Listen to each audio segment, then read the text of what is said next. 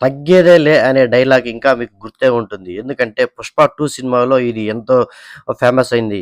దానికి అంతే తగ్గట్టు 'రప్పా రప్పా' అనే డైలాగ్ గూడా ఈ సినిమా గురించే ఎంత ఫేమస్ అయిందో తెలుసు. అయితే దానికి తగ్గట్టుగానే ఈ 'రప్పా రప్పా' డైలాగ్ గావచ్చు, 'పుష్ప 2' సినిమాకి సంబంధించి డైలాగులు గావచ్చు, దేశాలు దాటి ఎళ్ళిందని చెప్పుకోవచ్చు.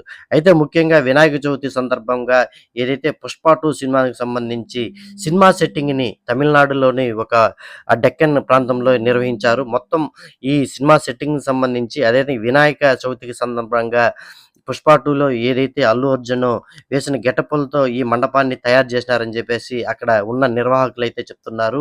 ఈ 'పుష్ప 2' అంటే అల్లు అర్జున్ ఏదైతే ఆ సినిమాలో వేసిన గెటప్పులతో పాటు వినాయకుడి విగ్రహాన్ని కూడా తయారు చేసి అక్కడ వినాయకుడికి పూజలు చేసే పరిస్థితి అయితే కనిపిస్తా ఉంది.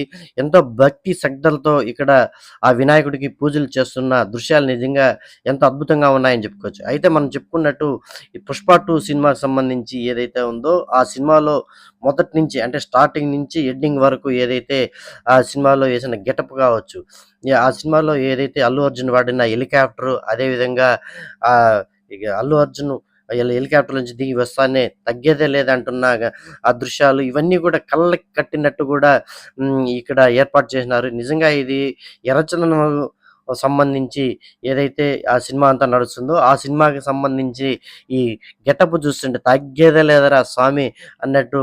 అంతేకాకుండా తిరుపతికి సంబంధించి గంగ జాతరలో ఏదైతే మాతంగి వేషంలో అల్లు అర్జున్ ఏసిన గెటప్ కూడా ఎంత ఫేమస్ అయిందో మనకు తెలుసు. ఎందుకంటే అదే అదే గెటప్‌లో ఎంతోమంది సెలబ్రిటీలు గూడా ఈ వేషాన్ని ఏసి చాలామంది ఉన్నారు. కాకపోతే అల్లు అర్జున్ ఏసిన ఈ గెటప్ నిజంగా ఇప్పుడు దేశవ్యాప్తంగా ఎంత క్రేజ్ ఉందనేసి మనకు అర్థమవుతుంది. అంతేకాకుండా చివర్లో ఏదైతే ఆ 'పుష్ప 2' సినిమాకి సంబంధించి లాస్ట్‌లో క్లైమాక్స్‌లో ఏదైతే తగ్గేదే లేదనేసి కూడా జరిగిన సన్నివేశాలన్నింటిని కూడా ఈ మండపంలో అక్కడున్న నిర్వాహకులైతే పూర్తి స్థాయిలో ఇక్కడ నిర్వహించారు. పిల్ల, జిల్లా అని తేడా లేకుండా ప్రతి ఒక్కరు గూడా ఈ 'పుష్ప 2' సినిమాలో ఏ విధంగా ఈ ఎర్రచందనంకి సంబంధించిన మండపాలుంటాయో, అదే విధంగా ఈ మండపాన్ని మొత్తం కూడా అదే విధంగా తీర్చిదిద్దారని చెప్పుకోవచ్చు. వినాయకుడు కావచ్చు, అదే విధంగా ఎనకాల బ్యాక్‌గ్రౌండ్‌లో పెద్ద రాక్షసి దేవత విగ్రహం రూపం కావచ్చు. మొత్తం గూడా ఇది ఎంతగానో ఇప్పుడు వైరల్‌గా మారుతుందని చెప్పుకోవచ్చు సోషల్ మీడియాలో. ఎందుకంటే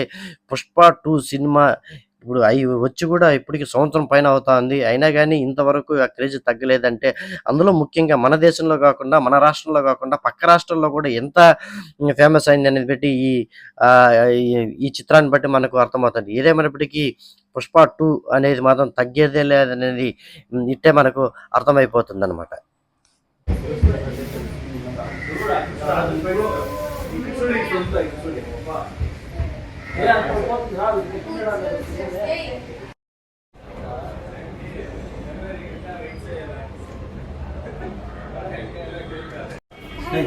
ఊరికేనే ఉండలేదు. ఆవులు గో పూజ అంటే గో అంతా మనంతా రెడీ చేయాలి. వాళ్ళే అంతా రెడీ చేసుకుంటారు. తెలుసుకోవాలి.